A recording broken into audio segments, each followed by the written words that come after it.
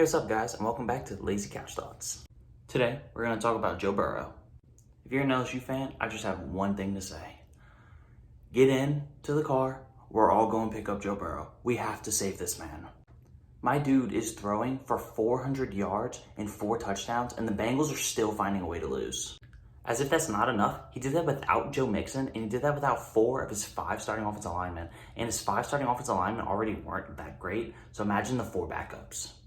This man is on pace to break the rookie passing yards record and probably the rookie sack hit record in the same season. As an LSU fan, it's honestly just hard to watch.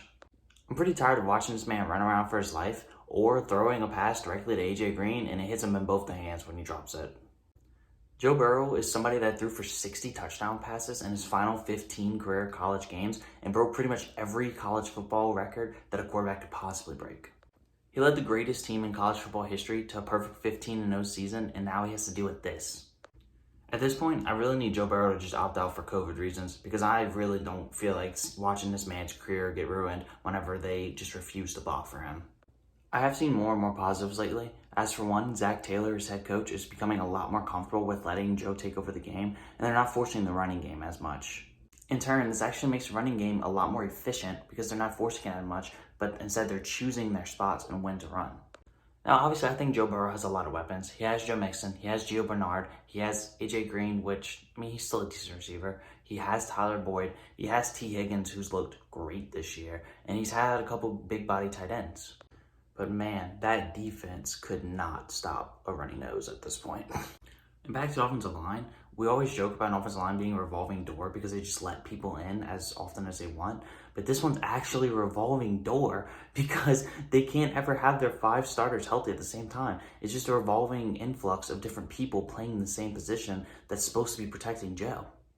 Now, there are some positive things to look forward to if you're a Cincinnati Bengals fan. Like I said, Joe Burrow looks great. And on top of that, they're in every single game. They're always competitive. No matter who they play, well, besides the Ravens game, they've been within a score or 2 every single game. This is perfect for young teams because young teams need to learn how to compete in these type of games. So in the future, they'll start winning them. And if you look at towards the end of the Bengals schedule, it actually gets a lot easier. And the Bengals aren't trying to tank. You only want to tank whenever you go for a quarterback. Well, the Bengals have the next Peyton Manning or the next Tom Brady and Joe Burrow. Because of this, for the first time in what feels like a long time, the Bengals get to go for a true best player available or best player for their need. So they can elect to go get Joe Burrow more offensive line help. They can elect to go get a backer or a front 7 defensive player to help this team overall in the long run. This luxury and the flexibility that comes with it is just so great for a team to have. And as we saw the San Francisco 49ers a few years ago, whenever they traded for Jimmy Garoppolo, they got to use the 2nd overall pick on defensive end, Nick Bosa. And as we all know, the 49ers are decent. Wait, what's that? Oh, the 49ers made the Super Bowl next year. Now, obviously, the Bengals probably won't make that jump. Many teams don't make that jump. The 49ers were in a very specific circumstance where they had a lot of injuries, and that's what made them be as bad as they were. But if the Bengals can go get the top player in the draft that's not a quarterback, then you're looking at a good future.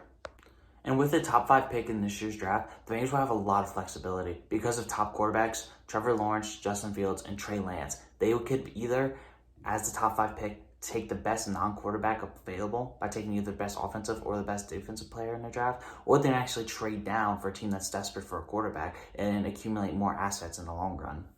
Overall, I think the Bengals franchise, in the long run, if they can handle this right and if they can handle Joe Burrow right without ruining him this season, I think they're looking at a long-term success. And I'm honestly very excited for the long-term future of the AFC North because you have quarterbacks Joe Burrow, Baker Mayfield, and Lamar Jackson. And then Mike Tomlin, coach Steelers, will always be in the mix. So that AFC North is going to be fun for a long time.